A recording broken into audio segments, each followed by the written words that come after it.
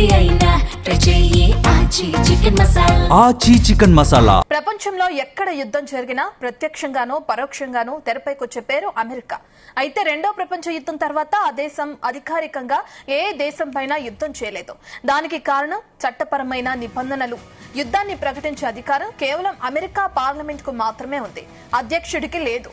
అందుకే అమెరికా అధ్యక్షులు ఏ దేశంపై పోరుకు వెళ్లినా దానికి అధికారికంగా తొడిగే ముసుగు సైనిక చర్య అని.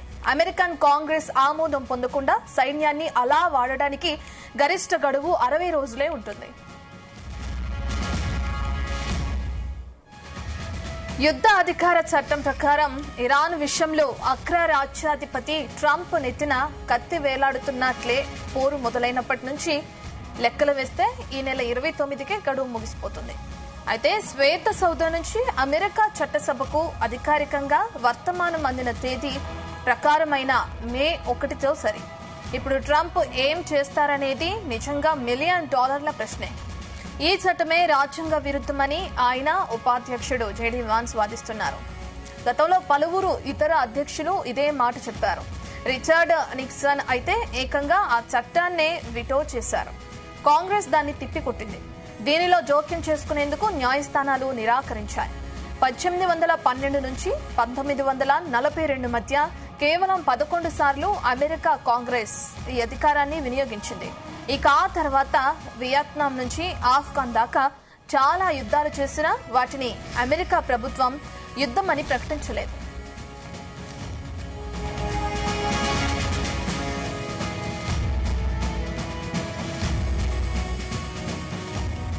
కొందరు అధ్యక్షులు గతంలో ఈ 60 రోజుల గడువు తర్వాత సైనిక చర్యలు కొనసాగించారు. ఇరాన్ పై యుద్ధానికి ఎంత ఖర్చు అవుతుందో, అదనంగా నిధులేమైనా కావాలా అనేది ట్రంప్ యంత్రాంగం ఇప్పటి వరకు కాంగ్రెస్ కు చెప్పలేదు. కాల్పుల విరమణ పేరుతో సిద్ధాంతపరంగా యుద్ధం ముగిందని చెప్తారా, అసలు చట్టమే వర్తించదని అంటారా, లేక బ్రేక్ తీసుకుని మళ్లీ కొనసాగిస్తారా అనేది చూడాలి. శత్రు భూభాగంలోని తమ సైనిక దళాలను పంపిన 48 గంటల్లోగా కాంగ్రెస్ కు ఆ విషయాన్ని అధ్యక్షుడు తెలిపారు. ఇక అలా ఎందుకు చేయాల్సి వచ్చింది, దాని పరిధి ఎంతకాలం కొనసాగవచ్చు అనేవి చెప్పాలి.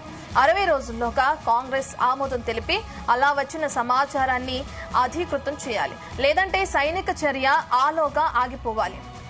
ఇక యుద్ధాన్ని విరమించి సైనికులను సురక్షితంగా తెచ్చేందుకని చెప్పి మరో 30 రోజుల గడువు తీసుకోవచ్చు. ఇప్పుడు ఇరాన్ విషయంలో ట్రంప్ ఏం చేస్తారనే దానిపై తీవ్ర చర్చ జరుగుతోంది.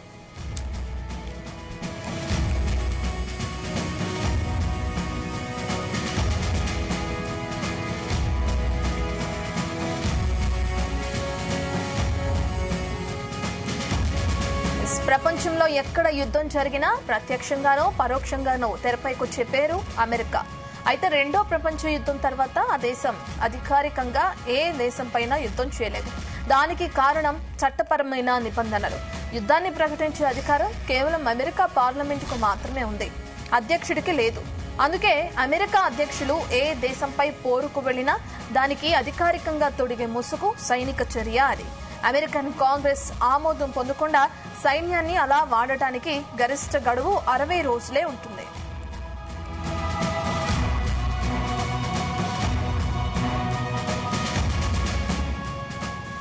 యుద్ధం అధికార చట్టం ప్రకారం ఇరాన్ విషయంలో అగ్రరాజ్యాధిపతి ట్రంప్ నెత్తిన కత్తి వేలాడుతున్నట్లే.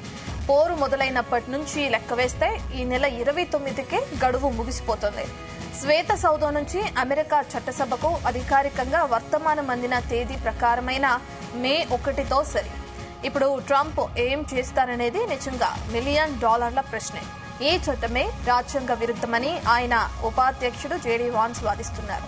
అంటే గతంలో పలువురు ఇతర ఉపాధ్యక్షులు ఇదే మాట చెప్పారు. రిచర్డ్ నిక్సన్ అయితే ఏకంగా ఆ చట్టాన్నే విటో చేశారు. కాంగ్రెస్ దాన్ని తిప్పికొట్టింది. దీనిలో జోక్యం చేసుకునేందుకు న్యాయస్థానాలు నిరాకరించాయి. 1812 నుంచి 1942 మధ్య కేవలం 11 సార్లు అమెరికా కాంగ్రెస్ ఈ అధికారాన్ని వినియోగించుకుంది. ఇక ఆ తర్వాత వియత్నాం నుంచి ఆఫ్ఘన్ దాకా చాలా యుద్ధాలు చేసినా వాటిని అమెరికా ప్రభుత్వం యుద్ధమని ప్రకటించలేదు.